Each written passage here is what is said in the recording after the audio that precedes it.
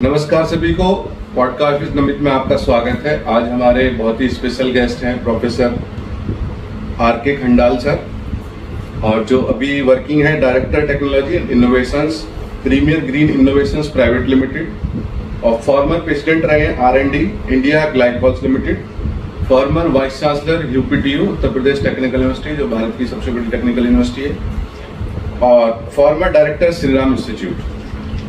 तो नमस्कार सर, स्वागत है आपका हमारे पॉडकास्ट में। थैंक यू जी। बहुत बहुत धन्यवाद सर, आपने इतना कीमती समय हमारे लिए निकाला। और इस पॉडकास्ट में सर हम बात करना चाह रहे हैं, शुरुआत हम करते हैं भारत देश के बारे में। और भारत देश कितना महान है और इसका इतिहास कितना महान है, और थोड़ा इसका भविष्य के बारे में कुछ चिंताएं भी लोगों की आजकल हैं, तो कुछ घटनाएं हो रही हैं उसके हिसाब से। तो सर इसके बारे में हम आपसे बात करते हैं, तो सर बताइए जी। तो पहले तो प्रोफेसर नमित भाटी जी को, जयराम जी की, और सारे आपके दर्शकों को जयराम जी की। जी सर। और बहुत बहुत धन्यवाद कि आपने मुझे इतना सम्मान दिया, अपने इस महत्वपूर्ण पॉडकास्ट में मुझे बुलाया, और मैं गौरवान्वित अनुभव कर रहा हूँ आपके साथ बैठ के और अपने विचार आपके साथ साझा करके। आपका पहला प्रश्न आपने उठाया भारत के बारे में। जी सर। और आपने कहा कि भारत देश के बारे में बताइए, तो यहाँ मेरे को 2-3 बात बतानी है। जी सर। देखिए, पूरा जो ये भूगोल है, इस पृथ्वी पे भिन्न भिन्न देश हैं, भिन्न भिन्न सभ्यताएं हुई हैं, और समय के साथ वो सभ्यताएं नष्ट हो गई। Yes sir. और केवल एक सभ्यता है जो अभी जीवित है और बहुत अच्छे से जीवित है और सदा प्रगतिमान चलयमान। जी सर। और वो सभ्यता है सनातन संस्कृति। जी। तो जब बात आती है भारत की, तो मैं सबको बताता हूँ कि भारत एक देश नहीं, जी सर, भारत एक राष्ट्र है। राष्ट्र। अच्छा, राष्ट्र कैसे है और राष्ट्र और देश में क्या अंतर है, ये समझना बहुत इम्पोर्टेंट है। जी। पहले राष्ट्रीय इसलिए है क्योंकि इसके हर क्षेत्र का प्राणी एक ही सूत्र में बंधा है, और वो सूत्र है सनातनी संस्कार का सूत्र। जी सर। आप किसी मलयाली से मिलिए, आप किसी जम्मू एंड कश्मीर में किसी से मिलिए, या आप अरुणाचल में मिलिए, या जामनगर में मिलिए, वेस्ट में, किसी भी डायरेक्शन में, पूरे देश में आप चले जाइए, भारतीय जो संस्कृति है, सनातन संस्कृति है, इसमें सब संस्कार आधारित जीवन है। जी सर। जन्म के संस्कार से स्टार्ट होता है और दाह संस्कार पे समाप्त होता है। जी सर। तो ये राष्ट्र इसलिए है क्योंकि सब इसी प्रोसेस से जीवन जीते हैं। अब एक मलयाली भी दाह संस्कार होके उसके फूल चुने जाएंगे, फिर वो गंगा नदी में या किसी भी पवित्र नदी में उसका विसर्जन होगा। जी। और 5 तत्व का ये जो शरीर है, ये 5 तत्वों में विलीन हो जाएगा। इस कॉन्सेप्ट से सनातन संस्कृति चलती है। Yes sir. अब सनातन संस्कृति के बारे में अगर कोई डिफाइन करे, बहुत सारी डेफिनेशंस हैं। सब लोग बोलते हैं जिसका ना कोई आदि है ना कोई अंत है। तो ये प्रश्न पूछना कि साहब भविष्य कैसा है, और बड़ा डर लगता है कि कैसे रहेगा, तो ये मैं बता दूं कि सनातन संस्कृति का भविष्य उज्जवल है, उज्जवल रहा है। जी सर। अब ये दूसरी बात है कि बहुत सारी घटनाएं, दुर्घटनाएं ऐसी होती रहती हैं जो सनातन संस्कृति को कष्ट देती हैं, विनाशक होती हैं। उसको उसके लेवल को, उसका निरादर होता है, उसके लेवल को गिराने का प्रयास होता है, वो दूसरी बात है। लेकिन जो मेन बात है कि सनातन है क्या। सनातन में 2 शब्द हैं, एक सना और एक तन। ओके, सना मतलब आप देखिए आटा सानते हो आप, देखो ना, सना हुआ। और एक तन, तन मतलब सारे जीव। तो सनातन संस्कृति बाकी संस्कृतियों से डिफरेंट इसलिए है कि ये सब जीवों पर आधारित संस्कृति है। इसमें केवल मनुष्य महत्वपूर्ण नहीं है। जी। ये मानते हैं हम कि मनुष्य जो है वो सबसे ज्यादा इवॉल्व है, सबसे ज्यादा बुद्धिमानी प्राणी है, ये बात सही है। ये सनातन संस्कृति में भी हम मानते हैं, और हम ये मानते हैं सनातन संस्कृति में, और ये मानना ही नहीं है, ये साइंटिफिकली प्रूवन है। जी सर। अब जैसे मान लीजिए सनातन संस्कृति में ये कहा जाता है कि मानव जीवन आपको 84 लाख योनियों में से निकल के मिलता है। जी जी। और इसके पश्चात आपको चॉइस है कि आप पुनः मृत्यु लोक में जाएंगे या स्वर्ग लोक में जाएंगे। जी। ओके, तो सनातन संस्कृति में सारे जीवों का समावेश है। जी। इसीलिए सनातन संस्कृति श्रेष्ठ है। तो भारत राष्ट्र इसलिए है क्योंकि सब लोग किसी भी भाषा को बोलते हो, किसी भी पहनावे को पहनते हो, किसी भी प्रकार से जीवन यापन करते हो, लेकिन संस्कार आधारित पूरा जीवन है।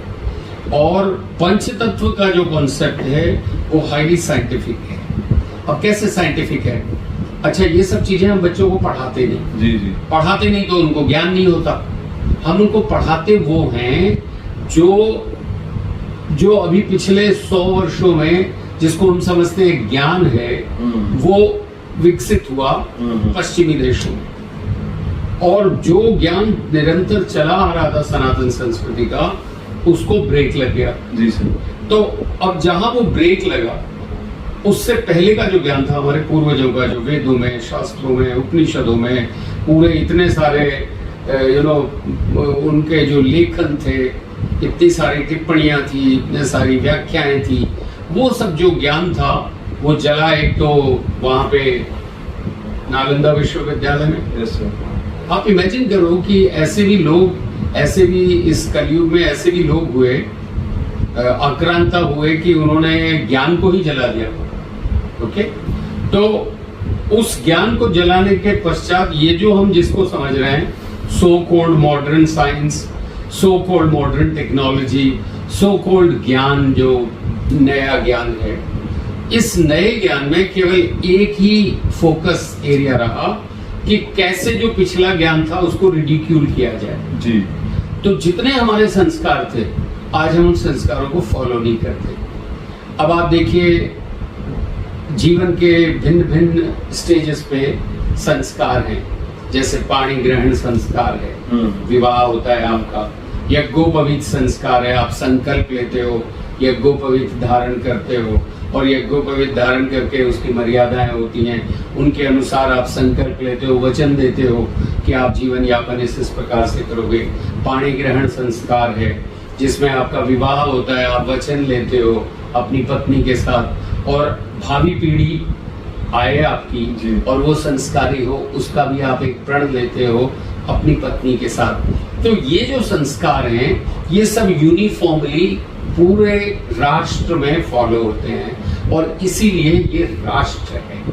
अच्छा, ये जो संस्कृति है, ये एक दिन में अवतरित नहीं हुई, किसी एक व्यक्ति, किसी एक देवता से अवतरित नहीं हुई, इसीलिए ये इतनी विशाल है। और ये सिद्ध है, आप माने या ना माने, भले ही पश्चिम माने या पूर्व माने या दक्षिण उत्तर, पूरा जो भूगोल है, डिफरेंट जो देश हैं, वो माने या ना माने, लेकिन ये सत्य है, प्रूवन सत्य है कि पूरी धरा पे केवल सनातन संस्कृति थी। जी सर। आज आप साउथ अमेरिका चले जाइए, आप देखिए, आप वेनेजुएला, पैराग्वे, यूराग्वे, ओके, होंडुरास, आप जाइए ब्राजील, मेक्सिको, जितने भी साउथ अमेरिकन कंट्रीज हैं, उनके लोगों की आप नहीं भी जाएं तो उनके लोगों की आप फोटो देखिए। जी जी। आपको देखते ही लगेगा कि ये नवीन भाटी जी से रिलेटेड है, ये राकेश कांडल से रिलेटेड है, आपको लगेगा कि ये बिहार के हैं, आपको लगेगा, कुछ लगेगा ये गुजरात के दिख रहे हैं, कुछ लगेगा कि ये पंजाब के दिख रहे हैं। पूरे सबके सब ऐसे लगते हैं जैसे भारतीय हैं। आप एक बार मैक्सिको में चले जाए, जैसे मैं अपना अनुभव बताता हूँ। जी जी। जब मैं मैक्सिको गया तो लोग मुझे स्पेनिश में बात करते थे। ओके। वो समझते थे कि मैं मैक्सिको का ही हूँ। फिर मैं उनको देखता था। अच्छा, मेरे साथ कई बार हुआ, फ्रांस में, इंग्लैंड में बहुत सारे साउथ अमेरिकन मिलते थे, तो मुझे लगता था कि ये कोई हमारे ही माजाए भाई जी। हैं, और हिंदी में बोलता था तो वो मेरी तरफ देखते थे कि भाई व्हाट एम आई टॉकिंग। तो बेसिकली मेरा ये कहना है कि पूरे विश्व में सनातन संस्कृति थी, किंतु क्या होता है कि जब आप शीर्ष पे होते हो जी जी। तो एक ही दिशा होती है आपको जाने की, हाँ। और वो गिरने की होती है। जी। तो धीरे धीरे ह्रास होने लगा। अब भारतीय संस्कृति की महत्ता की बात मैं बताता हूँ, और हमारे भारत राष्ट्र की महत्ता की बात बताता हूँ जी। और विश्व स्तर पर किस लेवल पे भारत था जी वो थोड़ा चर्चा करते हैं। जी जी। आज से 400 वर्ष पूर्व, अच्छा ये कोई बोलने की बात नहीं है, ये डाटा है, और ये डाटा आप किसी भी बड़ी यूनिवर्सिटी के प्रोफेसर जो इकोनॉमिक्स के हैं उनके डाटा निकालिए, उनकी स्टडीज के डाटा निकालिए, तो भारत नंबर 1 था जी। ठीक, और अमेरिका तो कहीं था ही नहीं, आज से 400 वर्ष पूर्व की बात बता। जी जी। चाइना नंबर 2 होता था। ओके, और आप ये देखिए कि चाइना और भारत में अंतर ये है कि हमारे जो पूर्वज थे वो ज्ञानी थे जी। और ज्ञान अर्जित करते थे, सृजित करते थे, सृजन में उनका पूरा ध्यान रहता था। और सनातन संस्कृति अंतर मन में जाने की, अंदर जाने की है, बाहर की नहीं है। जी जी। बहिर्गमन नहीं है, वहां पे अंतर्गमन है। और चाइनीज के जो पूर्वज थे वो भारतीय हमारे पूर्वजों के उपासक थे जी। आप ऐसे समझ लीजिए कि हमारे पूर्वज गुरु थे, विश्व गुरु थे, और चाइनीज के पूर्वज जो थे वो विश्व विद्यार्थी थे। ओके, वो पक्के चेले थे हमारे पूर्वजों के। वो दूर दूर से चल के, फार ईस्ट चाइना से पैदल चल के नालंदा आते थे, तक्षशिला आते थे जी। साउथ में जाते थे। और एक समय था जब जो चोल वंश था भारत का, दक्षिण चोल वंश जो राजा थे, उनके साथ संधि हुई थी चाइनीज के साथ कि आपकी रक्षा हम करेंगे। जी। मुझे पूरा मतलब एग्जैक्ट मुझे नहीं पता कि कब की ये बात है, और किसी चाइनीज नेता ने कहा था, मुझे स्मरण नहीं आ रहा नाम उनका, उन्होंने कहा था एक बार जब डिस्कशन हुआ कि भाई चाइना एग्रेसिव है, भारत के ऊपर अटैक कर देता है, भारत की भूमि को अधिग्रहण कर लेता है, तो उनसे पूछा गया तो उन्होंने कहा कि भारत को चाइना से शिकायत करने का कोई मतलब उनको अधिकार नहीं है।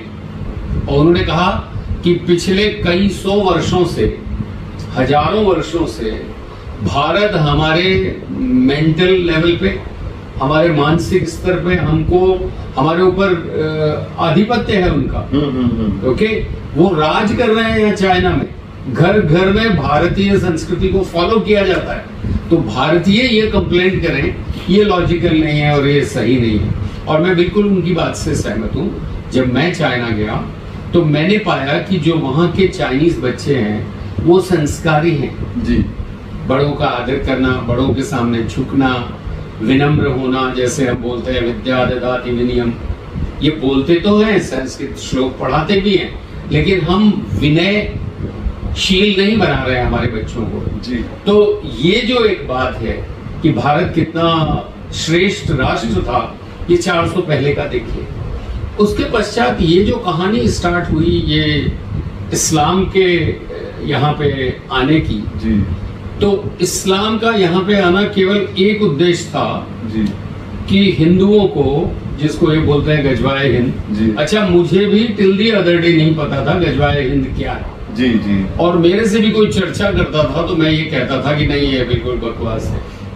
लेकिन अब जब मैं डिटेल में देखता हूँ और जब एनालिसिस करता हूँ, पूरे हिस्टोरिकल फैक्ट्स देखता हूँ, अब जैसे हमको पढ़ाया गया कि साहब सोमनाथ के मंदिर पे उन्होंने आक्रमण किया सोना लेने के लिए। जी जी। ठीक है, वो सोना ले गए, लेकिन वो सोना लेने नहीं आए थे, उन्होंने अटैक किया मूर्ति पे, शिव जी पे। उन्होंने पूरी जितनी भी हमारे देवी देवता थे उनको नष्ट किया जी। आप मथुरा में ले लीजिए, आप अयोध्या जी में ले लीजिए, जहां भी हिंदुओं के, काशी में ले लीजिए, जहां भी हिंदुओं के, और काशी का तो बड़ा विचित्र इतिहास है। आप देखिए कहाँ अहिल्याबाई होलकर, ओके, पुण्य श्लोक अहिल्याबाई होलकर जी महिला जी, और उन्होंने उस समय इस मंदिर को पुनः बनवाया, लेकिन उसके पश्चात भी उनका यही रहा कि हम इसे तोड़े। मथुरा का मंदिर देखिए कितनी बार बड़े बड़े राजाओं ने, उत्तराखंड के राजाओं ने, बुंदेली राजाओं ने, सब ने मिलके, और ये देखिए ये राजा जो थे कहाँ के थे, उत्तराखंड से all the way coming to Mathura ji, South Indian north से जाके नीचे मंदिर थे। तो जो मंदिरों के लिए, और सबसे अच्छी कहानी तो मैं बताता हूँ आपको वृद्धेश्वरा टेम्पल की जी। जब मैं वृद्धेश्वरा टेम्पल देखने गया, आप देखिए इतने सारे 7 वंडर्स ऑफ द वर्ल्ड की बात होती है, दिखाते हैं कि साफ विश्व में ऐसा। अब वृद्धेश्वरा टेम्पल जाइए, 200 टन की रॉक ऊपर रखी है, कैसे पहुंची होंगी 200 टन। आज आप सोच भी नहीं सकते, ओके, और किस प्रकार से वो बनाया गया होगा। लेकिन जो बात मैं विचित्र बता रहा हूँ ये है कि हिंदू राजा भी आक्रमण करते थे, ओके, लेकिन वो आक्रमण करके मंदिर तोड़ते नहीं थे। जब थंजावुर में, जब साउथ में मराठाओं ने आक्रमण किया और मराठाओं ने जीता साउथ को, तो मैं तो दंग रह गया जब उसने, जो दिखाते हैं मंदिर में, जब आप जाते हो तो आप अपने साथ किसी को लेते हो जो गाइड करता है, टूर गाइड जी जी, तो उसने बताया कि साहब वृद्धेश्वरा मंदिर के पीछे एक और मंदिर बना है विच इज रेप्लिका ऑफ वृद्धेश्वरा मंदिर। तो उसने बताया कि आप यहाँ खड़े होंगे, लोग वहाँ फोटो खिंचाते हैं, दोनों एक दूसरे के रेप्लिका आपस में, और उसी प्रांगण में, उस मंदिर के मुख्य मंदिर के पीछे। तो उसने बताया कि जब मराठा यहाँ आए तो उन्होंने कहा हम इससे भी बेटर मंदिर बनाएंगे, और उसके पीछे एग्जैक्टली वही मंदिर। तो वो जो राजा थे वो भी लड़ाई करते थे, वो भी जीतते हारते थे, लेकिन संस्कृति को नष्ट नहीं करते। लेकिन ये जो इस्लाम आया, ये केवल एक उद्देश्य से आया है कि नष्ट करो जितने आपके देवी देवता हैं। क्योंकि आप देखिए लाक्षागृह, ये तो यही आपके मेरठ बुलंदशहर के पास ही है लाक्षागृह जी जी, ओके। अब उस लाक्षागृह को भी कैसे बोल दिया वक्फ प्रॉपर्टी है। ये तो यहाँ तो सब ये होता था, वो होता था, यहाँ तो कब्र हैं। और आप देखिए जो कब्र संस्कृति है ना, वो सबसे विनाशक है मानवता के लिए जी, क्योंकि जो पंच तत्व की फिलॉसफी है वो इतनी साइंटिफिक है। अच्छा है क्या पंच तत्व की फिलॉसफी, उस पर 1 मिनट चर्चा जी जी जी।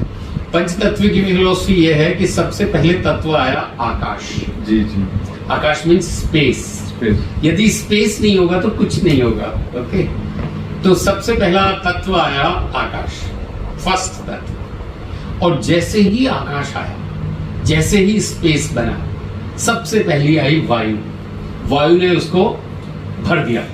कोई भी वैक्यूम नहीं होता कहीं भी, ओके।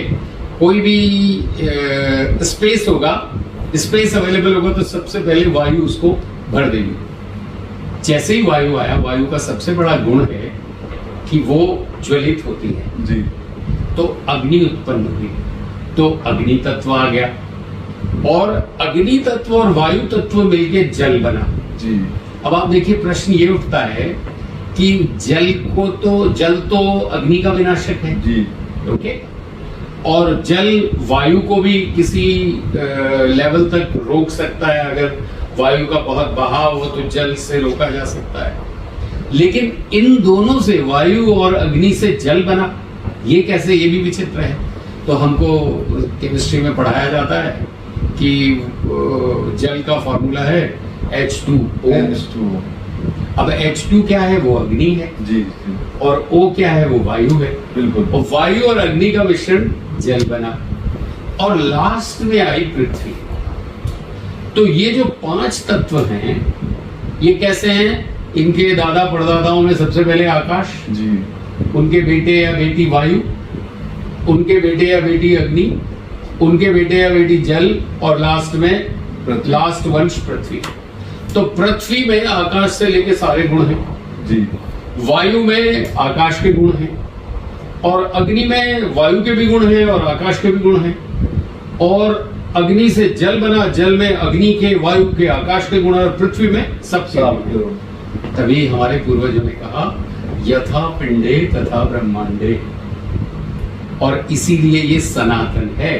प्रत्येक तन 5 तत्वों का है और ये 5 तत्व सर्वोपरि हैं जी। और इन 5 तत्वों पे फोकस यदि हम करेंगे, उनको केंद्रित रखेंगे, उनको संयम से रखेंगे, तो हम स्वस्थ रहेंगे। इसी से दोष बने, वात, पित्त और कफ। जब आप दो तत्वों को मिला के एक दोष बनता है जी जी, तो पूरे प्राणी जगत को हमारे पूर्वजों ने बांट दिया 3 दोषों में। वात दोष प्रवृत्ति, कफ दोष प्रवृत्ति और पित्त दोष प्रवृत्ति।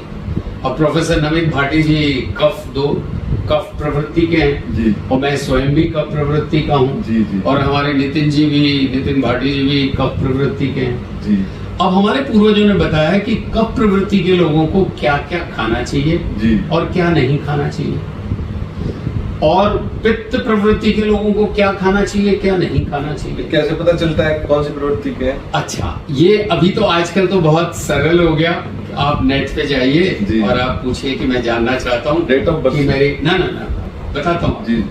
आप गूगल पे टाइप करिए कि मैं जानना चाहता हूँ कि मेरी प्रवृत्ति क्या है जी जी, तो आपको एक फॉर्म आ जाएगा जी जी। आप उस फॉर्म को फिल करिए और उनके आंसर्स के बेस पे नीचे आ जाएगा कि आपका प्रवृत्ति है। जी जी। कफ, मैंने जैसे आपको बताया कि ये कफ वात पित्त ये इन 5 तत्वों के कॉम्बिनेशन से जी जी। तो जो कफ प्रवृत्ति के लोग होते हैं उसमें पृथ्वी तत्व बहुत इंपॉर्टेंट है जी जी। ओके, तो जब पृथ्वी सॉलिड होती है जी। ओके, तो जब आपकी बॉडी सॉलिड होगी जी। ओके, तो आप कफ प्रवृत्ति के हैं जी। ठीक है, तो आप में कफ अधिक बनेगा। अच्छा, कफ प्रवृत्ति के लोगों का स्वभाव और वात प्रवृत्ति और पित्त प्रवृत्ति के लोगों का स्वभाव भी भिन्न भिन्न होता है। तो जनरली ये कहा जाता है कि जो कफ प्रवृत्ति के लोग होते हैं वो ऑनेस्ट होते हैं जी जी।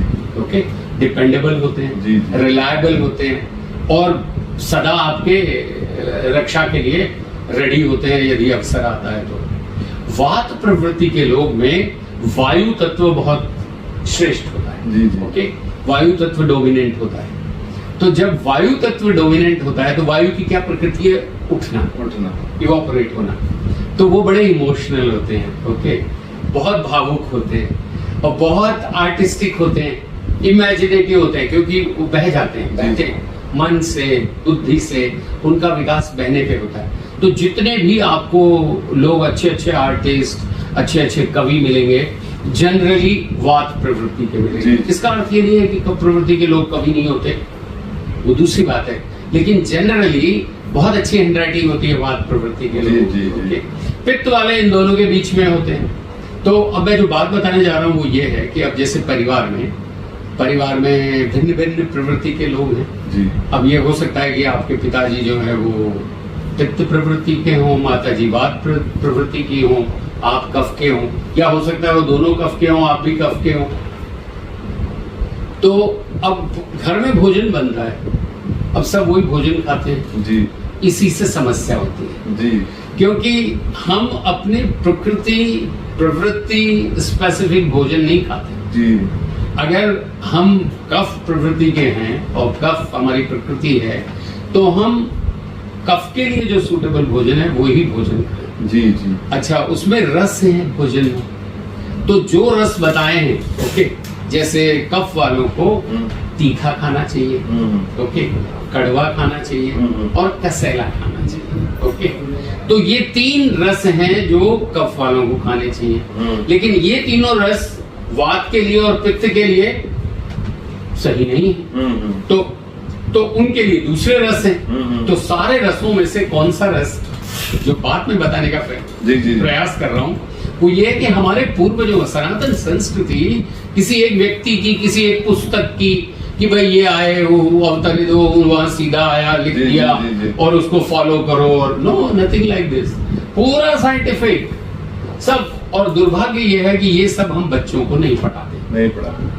आप देखिए, आप स्वयं सोचें प्रोफेसर भाटी, आप देखो आपके दादा परदादा आप जब बच्चे थे तो आपने देखा होगा कि वो उकड़ू बैठ के दातुन करते थे जी जी, प्रातः काल में, ठीक है। उखड़ू बैठ के करते थे। अब वो उखड़ू बैठ के क्यों करते थे, क्यों नहीं नीचे आसन में बैठ के करते थे? जब मैंने जब पहला कोविड लॉकडाउन हुआ तो मैंने काफी शास्त्रों को प्रयास किया पढ़ने का, समझने का। तो और वो इसलिए भी किया क्योंकि जब मुझे दुविधा आई दांतों में तो मैंने गूगल में किया कि भाई इसकी क्या क्या समाधान है। तो गूगल ने बताया कि इसका समाधान सिंपल है, आपके यदि दांत कोई समस्या है दांतों में तो उसके कई उपाय हैं, हमारे पूर्वजों ने बता के रखे हैं, तो आप उनको फॉलो करिए। तो उसमें एक था दांतुन करना। ओके, तो आप देखिए उसमें जब देखा मैंने तो उसमें लिखा है कि 12 से 14 वृक्ष ऐसे होते हैं जिनकी आप दांतुन कर सकते हो। और हर सीजन का, अब ग्रीष्म ऋतु है, फिर वर्षा ऋतु है, ओके, जितने जितने ऋतुएं हैं, ओके, मान लीजिए रेनी सीजन है, रेनी सीजन में आप कौन से वृक्ष की दातुन आपके लिए सही है। और कुछ दातुन ऐसी हैं जो 12 महीने सही है, जैसे नीम और कीकर, नीम और बबूल, ये आप पूरे वर्ष कर सकते हो। लेकिन अब जैसे मान लीजिए आप अमरूद की दातुन बोला है तो उस समय नहीं कर सकते जब अमरूद लगा हुआ है पेड़ पे। ओके, आम की दातुन करनी है तो रेनी सीजन में नहीं कर सकते क्योंकि वो पीरियड है जब आम लगा हुआ है आम। ओके, तो वो पूरा विवरण है। तो उसमें जब मैंने ये पढ़ा तो उसमें पाया कि दातुन जो है वो दांत साफ करने के लिए नहीं होती, चूंकि दांतों से होती है दातुन तो दांत साफ हो जाते हैं जी। लेकिन दातुन करने की प्रक्रिया स्वस्थ होने के लिए होती है और उसके लिए ये महत्वपूर्ण है कि आप उखड़ू बैठो जी। ओके, अब देखिए कितना सारा ज्ञान हमारे पूर्वजों ने छोड़ा, वो हमने छोड़ दिया। अब जब मैं गांव में जाता हूँ मैं देखता हूँ कि घर घर में टूथपेस्ट, ब्रश, बाहर नीम का पेड़ है उसकी टहनी तोड़ के दातुन नहीं करेंगे, टूथपेस्ट करेंगे और समझेंगे कि हम स्वस्थ हैं, जबकि जितना आप टूथपेस्ट करोगे उतने आप अस्वस्थ होंगे। उसमें केमिकल्स होते हैं, केमिकल्स के अतिरिक्त वो ढंग नहीं है दांत साफ करने का। कोई भी बाकी जो पशु हैं कहाँ दांत साफ करते हैं बताइए? जी जी, वो क्या टूथपेस्ट करते हैं क्या? वो तो खैर खाते ही ऐसा है कि जिससे स्वतः क्लीनिंग हो जाती है। ओके, कच्चा खाते हैं और जिस प्रकार से खाते हैं उनका पूरा इकोसिस्टम, बायो सिस्टम ऐसा है कि उनको ये रोग नहीं होते।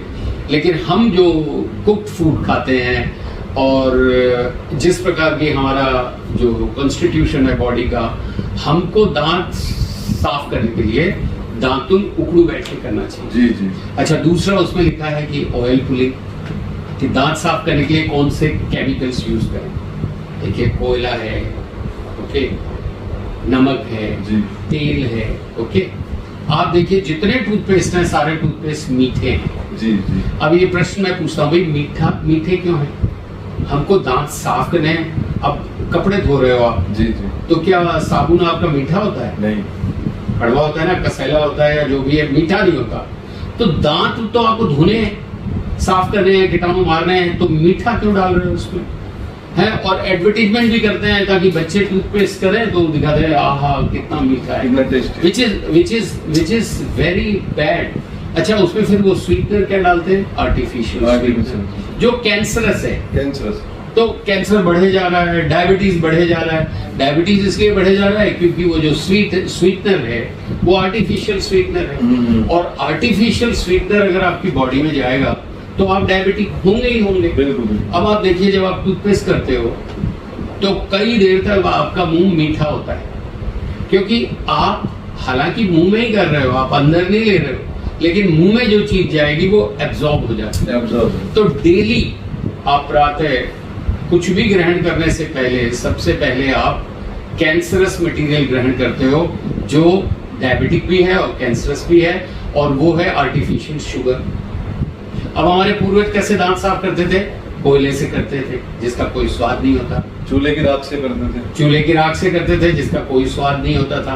नमक से करते थे जिसका नमकीन स्वाद होता था। तेल से करते थे जिसका कसैला होता था। अच्छा, कुछ क्षेत्र ऐसे आदिवासी क्षेत्र हैं जहाँ एक प्रोडक्ट है जिसको गुड़ाखू बोलते हैं, तंबाकू और गुड़ मिला के। जी जी। ओके, वो एक प्रोडक्ट है जो मीठा है, वो तंबाकू से करते थे। तो उसमें क्या था कि वो थोड़ा सा तंबाकू से उनको थोड़ा प्लेजर भी मिलता था कि भाई तंबाकू का एक नर्वस सिस्टम पे इफेक्ट होते एंजॉइंग, और फिर वो ऑर्गेनिक तंबाकू होता था। बिल्कुल ऑर्गेनिक तंबाकू होता था। और गुड़ भी जो है, गुड़ शुगर की कैटेगरी में नहीं आता, तो कम से कम आर्टिफिशियल शुगर नहीं था। बाकी सब डिफरेंट टेस्ट थे, स्वीट नहीं था। और आज जितने टूथपेस्ट हैं वो सारे स्वीट हैं। तो कहने का अर्थ ये है, आपने प्रश्न पूछा था कि भारत देश, राष्ट्र और इसका भविष्य बहुत उज्जवल है। और ये सब जो घटित हो रहा है ये कलयुग का पार्ट है। हमारे पूर्वजों ने भविष्य पुराण में लिखा था कि सब कलयुग इज द लास्ट युग बिफोर दी सतयुग स्टार्ट्स, और प्रलय आना और ये सब, तो सब कुछ जो वर्णित है भविष्य पुराण में वो सब हो रहा है। अब जैसे मान लीजिए इस्लाम के बारे में भी भविष्य पुराण में लिखा है कि स्वतः नष्ट होगा। अब आप देखिए वो कैसे उनको पता था कि स्वतः नष्ट होगा, और देख रहे हैं आप नष्ट हो ही रहा है। और ये नष्ट होके कहाँ जाएगा? Ultimately it will end up to same सनातन संस्कृति। सऊदी अरेबिया अब समझ रहा है, ओके, यूएई में मंदिर बने हैं। अच्छा, हिंदू जो है, आप एक चीज समझिए, हिंदू कभी अपने आप को श्रेष्ठ नहीं कहता, क्योंकि सनातन संस्कृति में स्वयं को श्रेष्ठ करना है ही नहीं। यहाँ सर्वधर्म संभाव है और इसीलिए इतने सारे देवी देवता हैं। आप हनुमान जी आपको अच्छे लगते हैं, फाइन, आपके लिए श्रेष्ठ हैं। मैं अपना भोले बाबा के उसमें रहता हूँ, उनकी कैरेक्टरिस्टिक है, माता रानी है, खुद से कहते हैं कि बलशाली है तो हनुमान जी है, बिल्कुल। और किसी को थोड़ा और कह दो शिव जी है, बिल्कुल शांत स्वभाव के कृष्ण जी हो गए, बिल्कुल राम जी हो गए, बिल्कुल आदर्श। और खूब सारे ऑप्शंस हैं। आप देखिए देवियों में भी सरस्वती हैं, लक्ष्मी जी हैं, दुर्गा हैं, पार्वती हैं, तो आपको इतने सारे ऑप्शंस हैं जी। सर्वधर्म संभाव है, लेकिन इस्लाम में केवल एक ही इज द अल्टीमेट, वही समस्या है जी। तो वो कलयुग का पार्ट है, ये प्रोसेस है जी। ये चलेगा, एक तो काल चक्र है, ऊपर जाएगा वो नीचे आएगा ही आएगा जी। तो मेरा ये मानना है कि धीरे धीरे अब लोग समझ रहे हैं। एक समय था जब पाकिस्तान से टेरर अटैक होता था भारत में, तो यूरोप में और अमेरिका में कोई बिलीव नहीं करता था, भारत के साथ खड़ा नहीं होता था जी। आज वो इसलिए खड़े हैं क्योंकि उनके स्वयं के घर में ये हो रहा है। जब वो देखते हैं कि अमेरिका में एक मुस्लिम ट्रक ड्राइवर जब पब्लिक के ऊपर चढ़ा देता है, या वो देख रहे हैं कि कैसे एक पर्टिकुलर कार्टून पे लोगों का सिर धड़ से, जो इशू हो रहे हैं यूरोप में हो रहे हैं, अलग अलग कंट्री में, अमेरिका यूके में बहुत केस हो रहे हैं। आपके चाइना में देख लीजिए किस प्रकार से मुस्लिम गैंग है जो रेप करता है छोटे छोटे बच्चों का। उनका तो और ये गए एज ए बैगर थे। यस। जब मैं पहली बार वियना गया 1986 की बात है जी, तो ये पाकिस्तानी न्यूज़पेपर बेचते थे रेड लाइट्स पे, और आज मुझे पता चला कि वहाँ बहुत सारे बड़े बड़े स्टोर्स इन्होंने ले लिए, बड़ी मस्जिदें हो गई। तो अब वो देख रहे हैं कि ये कैसे हैं। तो भारत, अब सारे लोग क्यों सपोर्ट कर रहे हैं? वो कर रहे हैं कि भारत किसी तरह से इनका नाश कर दे, so that they will be comfortable. तो भारत के लिए तो लोगों ने बोला भी है, केंद्र भारत ही है, और भारत इस लड़ाई में जीत गया तो पूरी दुनिया जीत जाएगी, हार गया तो पूरी दुनिया हार जाएगी। बिल्कुल जी। अच्छा देखिए क्या है कि डिफरेंस है। अब जैसे मान लीजिए इजराइल भी कर रहा है, हमास को कर रहा है, लेकिन उसमें और भारत में अंतर है जी। क्योंकि इजराइल सर्वधर्म संभाव की बात नहीं कर रहा जी। भारत सर्वधर्म संभाव की बात कर रहा है। टू सम एक्सटेंट इजराइल भी क्लोजर है हिंदुइज्म से जी। जूइश क्लोजर है इन द सेंस कि वो भी मारते नहीं कि भाई मुस्लिम हो तो मार दे, वहां भी मुस्लिम सरवाइव करते हैं। भारत की हिंदुओं की सबसे बड़ी बात यह है कि यहाँ देखिए कैसे जनसंख्या को आपके कितने सारे मित्र हैं मुस्लिम, कभी आपका झगड़ा नहीं होता, आपकी ओर से नहीं होता, और आप कभी बुरा नहीं चाहते। लेकिन उनकी संस्कृति में, इस्लाम में, भले ही से 5 लोग हैं आउट ऑफ 100 जी, लेकिन जो 95 हैं जो चुप हैं वो उनके अगेंस्ट में नहीं आते, नहीं तो वो 5 उत्पन्न ही ना हो, क्योंकि कहीं ना कहीं उनके सिस्टम में ये संभावना रहती है कि जो फॉलोअर नहीं है, जो उनके इष्ट को नहीं मानते, उनको जीने का अधिकार नहीं है। इन चीजों पे बात तो खुल के करनी पड़ेगी, बोलना भी खुल के पड़ेगा। और जैसे मुर्शिदाबाद में है 30% वहाँ हिंदू है, 70% वहाँ मुस्लिम है। वहाँ बंगाल में वही घटना हो रही है। और फिर आप देखिए कहीं पे भी अगर ये चीज हो रही है तो नागपुर में हुई, अभी कश्मीर में खुले उधर जी को वो टेलर को मार दिया, जाके जी, नाप जी। दे रहा है और मार दिया। जी जी, उदयपुर में, राजस्थान में भी एक हुई थी घटना। बिल्कुल। और उन चीजों को देखते हुए कहीं ना कहीं सावधान सतर्क तो होना पड़ेगा। बिल्कुल। तो इवन गवर्नमेंट की ड्यूटी से ज्यादा लोगों को अपनी ड्यूटी भी इसमें समझनी पड़ेगी। लोग सोच रहे हैं कि सरकार ही सब कुछ कर देगी। देखिए क्या हुआ कि 1947 में हमको पढ़ाया जाता है भारत स्वतंत्र हुआ, कोई स्वतंत्र नहीं हुआ, भारत का बंटवारा हुआ। जी। उस समय जब बंटवारा हुआ, जैसे भी हुआ, हम तो जन्म भी नहीं हुआ था, लेकिन हमारे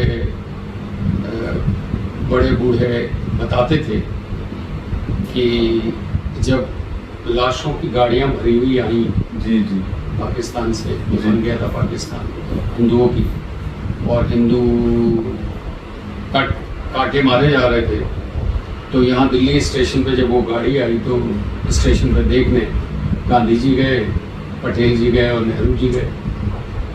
और नेहरू और गांधी ने कुछ नहीं बोला, लेकिन सरदार पटेल ने कहा कि अब यदि एक गाड़ी लाशों की वहां से आई तो यहाँ से 2 गाड़ियां लाशों की भेजूंगा। जी। ये हमारे पूर्वज बताते थे, मतलब हमारे बड़े बूढ़े गांव में ये चर्चा करते थे। अच्छा, वो ये भी बताते थे कि रात को, अच्छा हमारे गांव के पास एक स्टेशन है बावल, रेवाड़ी से अगला जी, जी। स्टेशन बावल, तो बताते हैं कि वो गाड़ी जाती थी अहमदाबाद, वो कराची के लिए जब जाते थे, यहाँ से मुसलमान जब शिफ्ट हो रहे थे, तो बोले उस गाड़ी को रोक लेते थे और हम फरसे और वो सब लेके और उनको मारते थे। बात जब बचपन में हमको बड़ा आश्चर्य होता था कि हिंदू भी ऐसा कर सकता है, लेकिन हिंदू बाध्य होता है, फोर्स्ड होता है तब हथियार उठाता है। हिंदू रक्षा के लिए हथियार उठाता है, और ये लोग हिंदू को समाप्त करने के लिए हथियार उठाते हैं। तो हमारे बड़े बूढ़ों ने, हमारे गांव में कोई मुस्लिम नहीं था, कोई एक भी मुस्लिम परिवार नहीं था, तो उसमें जब ये लोग गए रात में, तो एक महिला प्रेग्नेंट थी, उसको ले आए बचा के गाँव में, और अभी भी वो परिवार हमारे यहाँ है जी। और 1 से 4-5 हो गए, वो भाई आगे बड़े हो गए, और सबकी बेटियों का विवाह पूरा गांव करता है, और एक मुस्लिम परिवार। तो जो योगी जी कहते हैं वो बात बहुत महत्वपूर्ण है, सारे हिंदुओं को समझनी है, और समझ के उसके ऊपर सजग भी होना है। जब वो ये कहते हैं कि 100 हिंदुओं के बीच में जी। एक मुस्लिम सुरक्षित है, ओके, लेकिन हिंदू बहुल है, और अगर एक मुस्लिम भी है तो सुरक्षित नहीं है। जी जी। 100 हिंदुओं में एक मुस्लिम है तो हिंदू सुरक्षित नहीं है, लेकिन मुस्लिम सुरक्षित है, क्योंकि उसको दिन में 5 बार पढ़ाया जाता है कि भाई जिसको वो फॉलो कर रहा है वो बेस्ट है। अभी जैसे मान लीजिए डोनाल्ड ट्रंप बने हैं प्रेसिडेंट जी। वो पहले नेता हैं जिन्होंने क्लियरली कहा है, वो बोलते हैं कि जब मस्जिद से नमाज पढ़ के जब मुसलमान निकलता है और जब उसकी आंखों में खून कर देने का एक भाव होता है, तो आप क्या वो पूजा करके आया? हम लोग पूजा करके जाते हैं तो हम लोग ओम शांति शांति करते हैं। तो ये जो एक द्वंद्व है कि संस्कृति को समाप्त कर देने का एक और संस्कृति को आगे बढ़ाने का, तो ये द्वंद्व जो है वो आई थिंक चरम पे पहुंच रहा है। जी जी। फॉर्चुनेटली ये है कि पूरा विश्व साथ खड़ा है भारत के, और चीन भी टू सम एक्सटेंट अंतर्मन से भारत के साथ है। जी जी। कुछ और बाध्यताएं हों जिससे पाकिस्तान का सपोर्ट कर दे, लेकिन चीन में भी तो है मुस्लिम। जी जी। वहाँ किस प्रकार से उन्होंने कंट्रोल किया? भारत में मुस्लिमों का अत्याचार में बहुत न्यूज बनती है। चाइना ने तो बिल्कुल ही सफाया कर दिया, मस्जिदों का सफाया। बिल्कुल। आप दाढ़ी नहीं रख सकते, आप ये चीजें नहीं कर सकते, तो चाइना में तो ये चीजें हो ही नहीं है।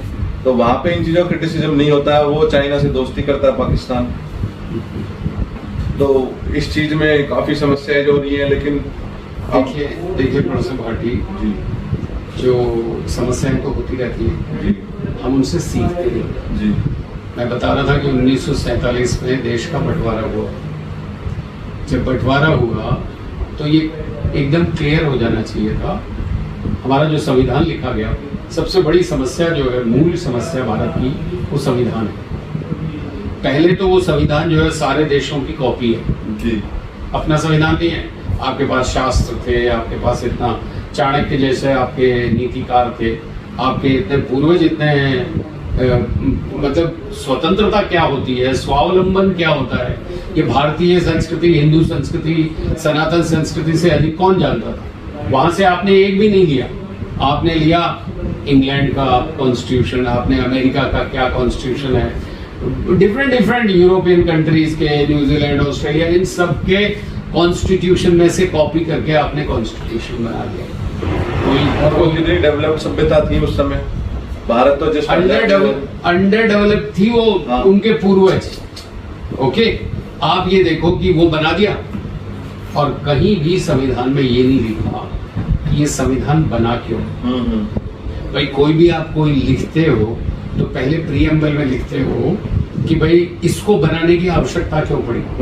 संविधान में कहीं ये नहीं लिखा कि इसको आवश्यकता पड़ी क्योंकि देश का बंटवारा हुआ है, और देश का बंटवारा हुआ है क्योंकि वो लोग हिंदुओं के साथ नहीं रह सकते। ये लिखा होना चाहिए था संविधान में। और ये अगली लाइन ये लिखी होनी चाहिए थी कि यदि ये पुनः यहाँ विकसित हुए तो पुनः बंटवारा होगा। संविधान में कोई भी ऐसा सेफ गार्ड नहीं है कि भारत का पुनः बंटवारा ना हो। अभी आपने बातें बताई मुर्शिदाबाद की, नागपुर की, आप कितने सारे मुजफ्फरनगर के इश्यूज हैं, गुजरात में आए दिन पूरा एवरी ईयर वन कॉर्नर और दी अदर इनके अटैक होते ही। हिंदू तो मरता रहा है और मर रहा है, भविष्य में ना मरे, भविष्य में देश का विभाजन ना हो, ये कहीं भी संविधान में नहीं लिखा। और इनको सब अधिकार दे दिए, तुम मदरसे चलाओ। भाई मदरसे किस लिए? आप एजुकेशन के लिए हैं, लेकिन आप एजुकेशन क्या कर रहे हो? यही कर रहे हो कि जो काफिर है उनको मार दो, कोई इशू नहीं। आप ये बताओ कम से कम हिंदुओं को सजग तो करते। आज अपने बच्चों से डिस्कस करिए, बेटा काफिर क्या होता है, वो बोलेगा नहीं कुछ नहीं पापा ये तो वो तो हमारा फ्रेंड है, वो तो हमारी फ्रेंड है। और आप देखिए कैसे उसको शेड्यूल कास्ट एक लड़का दिल्ली में, और उसको मार दिया इसीलिए because he was in love with Muslim girl. और कौन आया? कोई भी शेड्यूल कास्ट नहीं आया उसके पास। आए कौन? विश्व हिंदू परिषद, आरएसएस, वही लोग आए। तो इस देश को, तो इस राष्ट्र को देश बना दिया इस संविधान ने। ये नहीं किया कि ये राष्ट्र बना रहे। और सबसे बड़ी समस्या यही है। शिक्षा की देखिए, इसमें गवर्नर, आप देखिए professor Bhati, governor vice chancellor की मीटिंग बुलाते हैं तमिलनाडु में, और एक भी वाइस चांसलर नहीं आता। वाइस प्रेसिडेंट उसको इनॉग्रेट करने जाते हैं और वाइस चांसलर नहीं आते, क्योंकि मुख्यमंत्री का डिक्टेट है कि कोई वाइस चांसलर नहीं है। मतलब ये संविधान में, ये संवैधानिक है। फिर ये संवैधानिक है कि कोर्ट, जस्टिस ऑर्डर कर देता है प्रेसिडेंट को, यस भाई आप निर्णय लो, नहीं तो वो नियम बन जाएगा। किस प्रकार का संविधान है? और हर व्यक्ति बाबा साहब बाबा साहब बाबा साहब, ये जो बाबा, चाचा, बापू, संविधान, ये कुछ ऐसी विधाएं हैं जिन्होंने देश को रसातल में ले जाने का पूरी व्यवस्था कर रखी है। इसमें तो बंटवारा जब हुआ, बंटवारे में सरदार पटेल ने भी बोला कि वो लोग भी भारत में रुक रहे हैं जो लोग बंटवारा करवाना चाहते थे। बिल्कुल। मेव, राजस्थान में अलवर जिले में मेव, मैं तो उस क्षेत्र से आता हूँ, है वो हिंदू ही थे। अब मेव है, और अब देखो क्या स्थिति है, अब वहां पुलिस नहीं जा सकती, हिंदुओं की यात्राएं नहीं कर सकती। तो ये सब जो है, ये संविधान में कहीं भी इसका सेफगार्ड नहीं है। और हिंदुओं का एकमात्र देश भारत है पूरी दुनिया में। वो बोल रहे हैं, पाकिस्तानी बोल रहे हैं, पाकिस्तानी बोल रहे हैं तुम्हारा तो एक ही है और हम मार देंगे तुमको, तो तुम जाओगे कहाँ? ये पाकिस्तान बोल रहा है। पाकिस्तान का सोल्यूशन तो अभी 1-2 हफ्ते में होने वाला है। वो तो नहीं, पाकिस्तान का तो देखिए सोल्यूशन मेरे विचार से, मैं ये नहीं चाहता पर्सनली कि कोई भी व्यक्ति मरे, कोई भी, लेकिन सीधा किया जाए। कैसे किया जाए? उसमें सबसे पहले है, आप कहीं भी बॉर्डर पे मत जाओ, सबसे पहले आप करतारपुर साहब को अपने अंडर करो। जी जी। ओके, गुरु नानक जी का गुरुद्वारा है। जी जी। सीधा घुस जाओ आप, ओके, करतारपुर साहब को अपने कंट्रोल में लो। और जितने हिंदू सिख पाकिस्तान में हैं, अनाउंस कर दो कि वो आराम से आ जाएं और करतारपुर साहब के एरिया में आके बस जाएं। जी जी। ओके। और मुस्लिम्स को बोलते हैं भैया आप पधारो अपने पाकिस्तान में जाओ, और ये एरिया जिसको ये खालिस्तान खालिस्तान बोलते रहते हैं, बनाओ यार खालिस्तान, करतारपुर साहब को कैपिटल बनाओ जी। और सारे हिंदू और सिख वहां आ जाएं। जी। पहला काम तो ये करना चाहिए। दूसरा करना चाहिए, बिना किसी को मारे मुरे कराची एयरपोर्ट को अपने कंट्रोल में कर लो। जी। और वो जो बैठा रहता है ना दाऊद, उसको पकड़ो। जी जी। इनके जो बड़े बड़े जो हाफिज सईद। बिल्कुल जी। और फिर बलोच और इनको आज जनता का क्या दोष है, यही कुछ चुनिंदा लोग हैं। बिल्कुल। इन लीडर्स को ही पकड़ के बिल्कुल। और वहां पे नए लीडर्स खड़े कर दें, और 4 टुकड़े तो करने पड़ेंगे ना उसके, क्योंकि यूनाइट रहेगा तो फिर आर्मी खड़ी हो जाएगी। मैं तो ये कहता हूँ कि भारत ये घोषणा कर दे जी कि भाई जो इंडिया की सिटीजनशिप लेना चाहता है पाकिस्तान में, वो एक फॉर्म भर दे। जी जी। तो क्या उसमें कंडीशन लगा दें कि भाई आप सनातन संस्कृति एक्सेप्ट करोगे, ये करोगे, ये करोगे, और ऑनलाइन कर दें। जी। और आप देखो क्या केओस होता है पाकिस्तान में, और पूरा विश्व देखे कि कौन सही है और कौन सब नागरिकता लेने आ जाएंगे, है ना। क्योंकि वो बोलते ही हैं यहाँ पे तो भूखे मर रहे हैं, भारत के लोग कितने संपन्न हैं। और ऐसा नहीं है कि सारे मुस्लिम ऐसी सोच के, मुस्लिम भी अच्छी सोच के भी हैं। देखिए मैं ये मानता हूँ, देखिए पहलगाम में ये हुआ जी। पूरे राष्ट्र में ये था, मुस्लिम ये सोचते थे जहाँ मुस्लिम माइनॉरिटी में कि कहीं हिंदू अटैक ना कर दे। उनको इतनी तो कम से कम बुद्धि में आया होगा जी कि देखो ये होने के पश्चात भी हिंदुओं ने अटैक नहीं किया, नहीं किया। इसी से वो सीख लें। बिल्कुल ओके? सही कह रहे हैं। तो ये पूरा विश्व देख रहा है कि देखिए, और इनका कोई एक भी कुछ हो जाता तो आप देखिए क्या हाल होता। नहीं, हिंदू तो अभी भी कुछ लोग हो सकते हैं गुस्से में विरोध कर रहे हैं, लेकिन हिंदू तो अभी भी इनका बॉयकॉट नहीं कर रहे हैं। अरे कितने हिंदुओं का दिल बड़ा है, महान है। बिल्कुल बिल्कुल। और भारत के मुसलमानों को अपना ही मानते हैं बिल्कुल तरीके से, और प्रधानमंत्री जी भी इसको मैसेज देते हैं। बिल्कुल। आप क्यों उनको जी जी भिन्न माने? जी जी। आप देखिए, मैं तो लोगों को बोलता हूँ कि आप गवर्नमेंट को क्या करना चाहिए, जितने भी ये पंडे हैं जी हरिद्वार में, पुष्कर जी में, गया में, ओके, यहाँ पे आपके ब्रज घाट पे, जितने घाट पे जो पंडे हैं, इनके जो डाटा हैं उनको डिजिटाइज करें। जी जी जी। ओके, आपको पता चलेगा कि गांव के गांव कैसे मुस्लिम हो गए। करना चाहिए। और वो मुस्लिम जाएं वहां और पता देखें कि उनके पूर्वज कैसे मुस्लिम बने थे, तभी राम राज्य आएगा इस देश में। जब एक मुस्लिम खड़ा होकर कहेगा कि मुझे अंत्येष्टि करनी है, मुझे कब्र में नहीं लेटना। जी जी जी।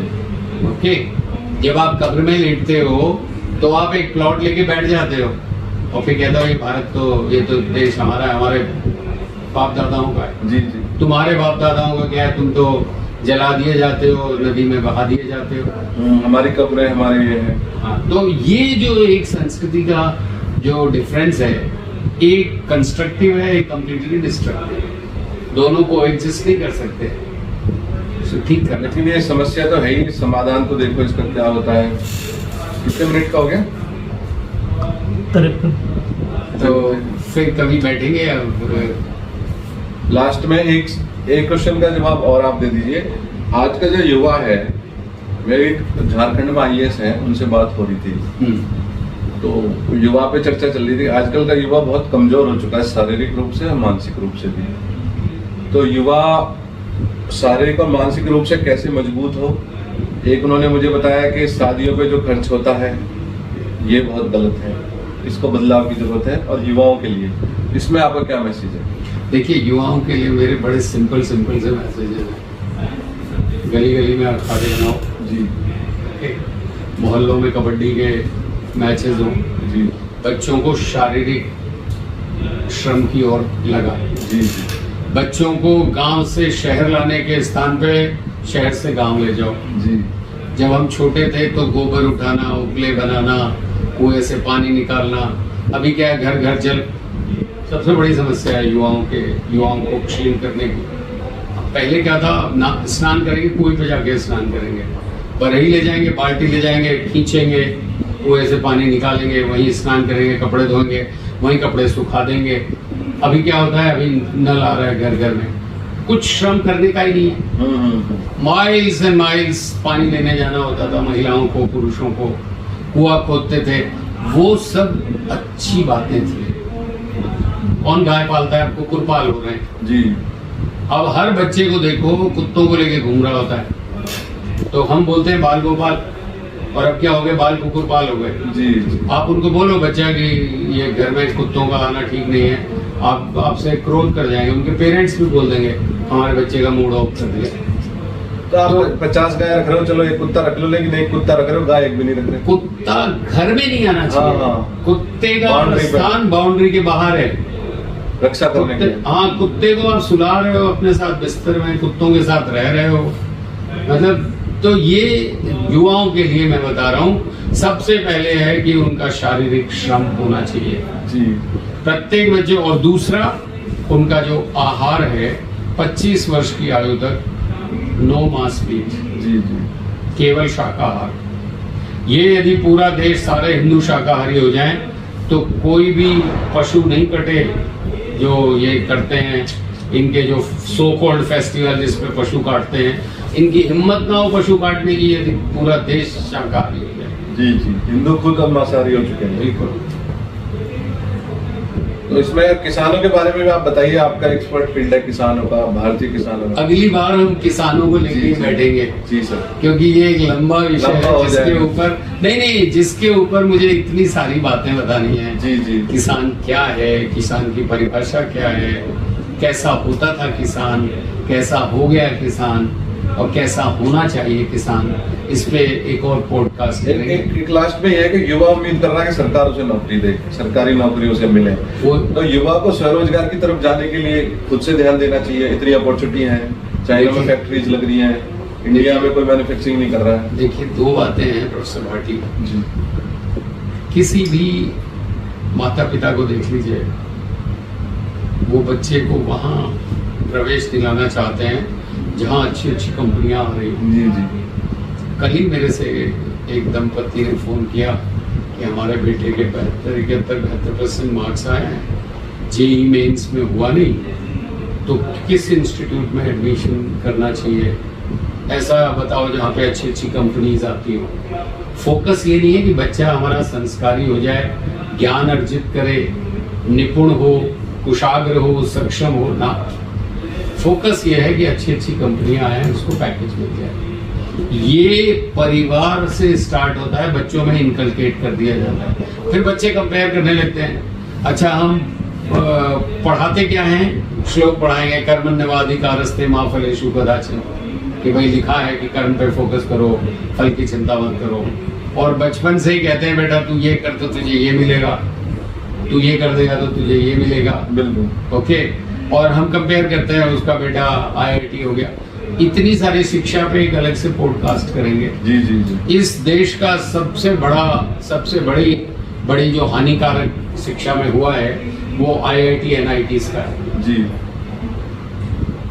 ये IIT NIT सेंट्रल यूनिवर्सिटीज, ये देश में शिक्षा का स्तर, शिक्षा के नाम पे सब कुछ हो रहा है अदर देन शिक्षा को सेंट्रलाइज कर दिया, डिसेंट्रलाइज नहीं हुआ ना इससे। पूरा देश IIT में जाना एक चाह रहा है। ऐसा डिफरेंशिएशन कर दिया Democratize जिसका कोई औचित्य नहीं, जिसका कोई आधार नहीं। और एक पैरामीटर बना दिया, बच्चों में भी हीन भावना आती है। अब एक ही परिवार में एक बच्चा IIT में सेलेक्ट हो गया, दूसरा नहीं हुआ, जबकि वो दूसरा जो नहीं हुआ वो ज्यादा सक्षम है, बिल्कुल बिल्कुल, वो अच्छे काम करता है, नॉलेजेबल है। ये जो हो गया IIT में, वो तो मोस्टली डट्स हैं। और सारे IITian अच्छी जगह नहीं है, वो भी बेरोजगार हैं। मैं वही बता रहा हूँ, mostly they are dots. Yes. तो इस पे हम फिर ठीक है सर, चर्चा करेंगे। आपका बहुत बहुत धन्यवाद।